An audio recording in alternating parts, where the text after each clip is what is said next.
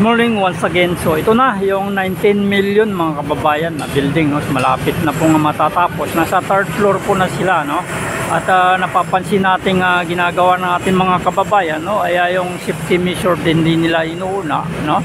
Nasa third floor sila, wala man lang silang tali sa katawan, no? Maring butas-butas na rin sa ilalim niyan, no? Butas-butas na rin sa ilalim niya. Yan. So silipin natin muli. Ganito na siya.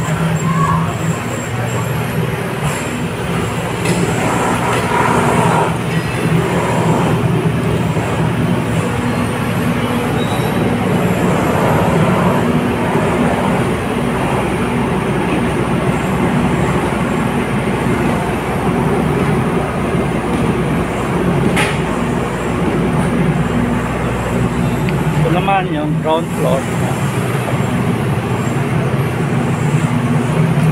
Ito na yung likod niya, butas na rin. Mapasok na rin yung hangin dito sa mga school. So tanging butas-butas na rin yung sahig yan. Mga sahig niya, oh. Magpapatintiro na lang sila pag tawid-tawid sa mga biga. Yan po yung ilalim niya.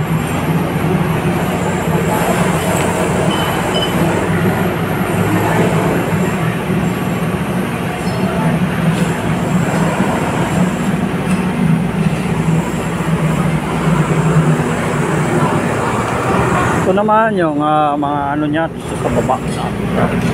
So ito na yung mga debris. So kinukuha rin nila kagad para hindi ganong dumami, no? Malapit lang sa kanto lang ng Alonso Street at saka ito, no? Itong Doroteo. Hagdanan na yung binabanatan nila dyan.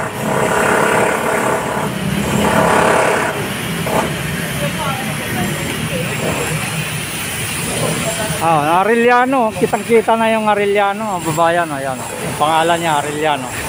So labas na, no? Kitang-kita na. At yung mga hangin, no? Kaya pumapasok na rin dyan.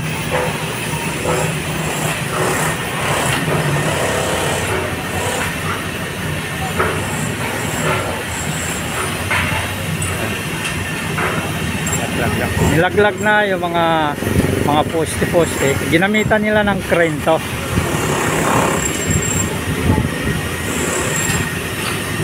So umabot na rin to, kulang-kulang 1 buwan na rin tong ginagawa, no? So maring abutin pa siguro na September to mga kababayan dahil puro biga na yung binabanatan nila, no? So marami pang yung mga building na mga obstruction sa mga bangkita na maaari, no?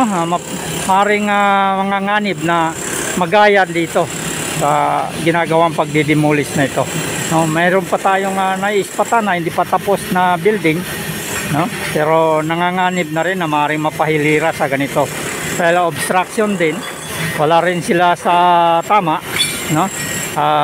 Alam naman ninyo na talagang seryoso si Yorme na maglinis ng mga obstruction. So ayan po, pagkaabangan po natin yung mga susunod na mga nakahilira, no? At tayo po ay magbibigay ng update naman pag susunod na mga nakahilira, no?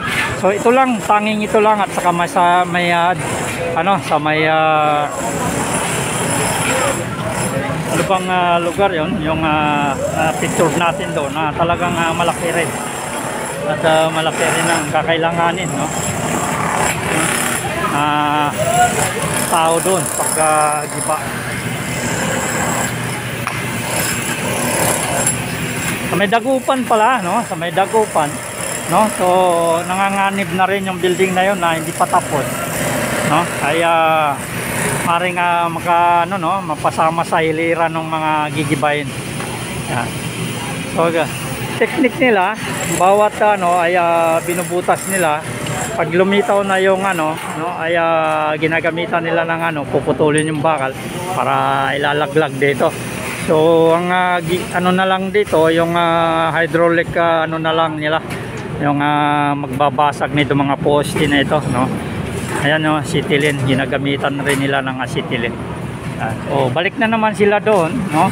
Pero may order na sa kanila na gumamit ng tali, no, babayan, no, dahil delikado nga yung kanilang pinaggagawa diyan sa taas. So bagong update, bagong vlog natin dito, no, sa Barangay 313, Zone 31. So ito na po, no, yung natitira hanggang nasa third floor na sila. Yan.